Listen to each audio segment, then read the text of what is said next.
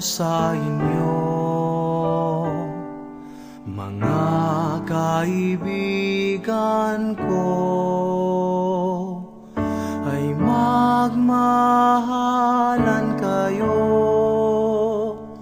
tulad ng pagmamahal ko sa inyo. May higit pa kayang dakila sa pag-ibig na laang ialay ang buhay alang-alang sa kaibigan.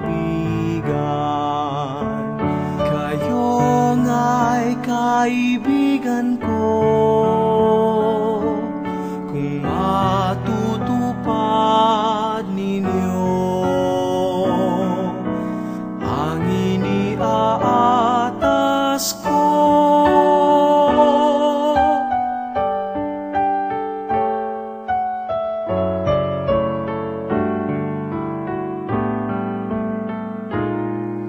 Kayo'y inaalipin kung di kaibigan ko.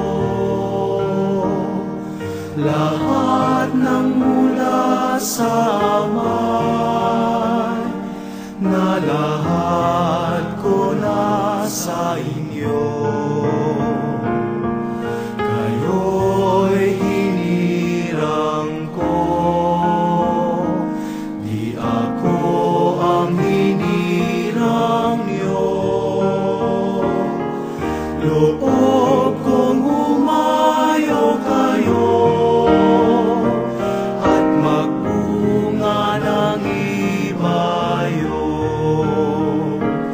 Ito nga ang siyang utos ko, nabilin ko sa inyo. Magmahalan kayo, magmahalan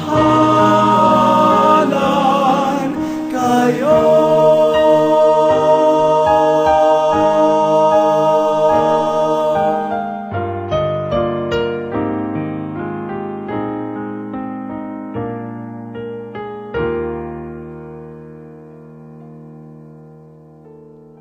Many thousands of years ago, before our Lord went back to the Father, He promised us that He would never leave us. He promised that He would be with us until the end of the age. And so we believe that the Lord is with us in spirit, here, now, and for always. However, haven't there been times in our lives when we actually felt His absence more intensely than we believed in His abiding presence? Haven't there been seasons on end when we actually sensed we were going through all this alone? And don't we sometimes feel that our Lord of wisdom and counsel seems to have locked Himself away behind divine silence? What we perceive as a divine withdrawal leaves us wondering when this dark cloud shall lift, when pain and discomfort will no longer pile upon each other. While such times last, we realize the power that despair wields upon us, so that we say, my God, why have you abandoned me?" We are no strangers to suffering, and the sense of abandonment, it brands painfully on our spirit. So when suffering and illness walk us to the edge of despair, this God with us, this Son of God who promised to stay with us till the end of time, He holds us, He reins us in, and binds us to hope. Yes, many times He does seem to bind us with such fragile threads of small comfort. Yet we do not dare cut Him loose and away. For Jesus our Lord no stranger to suffering himself, is compassionate. So what is this silence all about? We wish to believe that this silence is a time when Emmanuel actually suffers with us and prays in us in words beyond all understanding. Isn't it very strange how some songs written by complete strangers who lead completely different lives can nevertheless speak whatever you and I are unable to put into words? How then can music fashioned by another's hands become so one's own, whether one sings it or simply listens to it? When the Lord fashions a song in and through the heart of one person, the Lord inevitably plays that song not only through its fashioner, but in and through all who care enough to sing it and to listen to it. We are God's dwelling place. Our persons, our bodies, our spirits are home to God's song.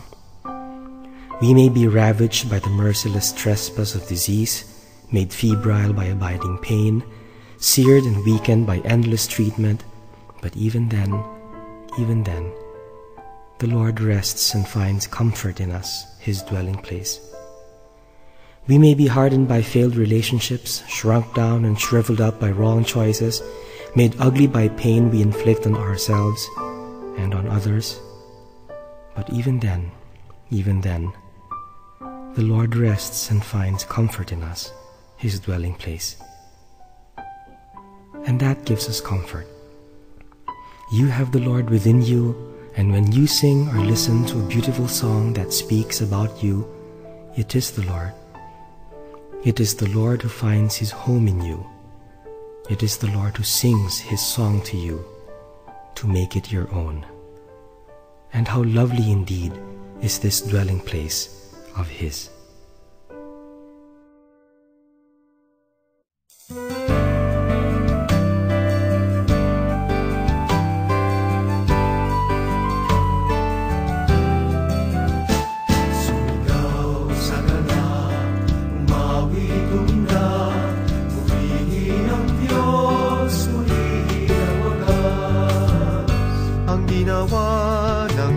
Lapit at pagmasdan ang kahangahangang ginawa sa tanan. Ibinuli niya ang hari-harian, tayo'y hinango niya sa ating kaapihan. Sa kanyang pag-ibig tayo'y iningatan. Sumigaw sa ganap, umawi tumina,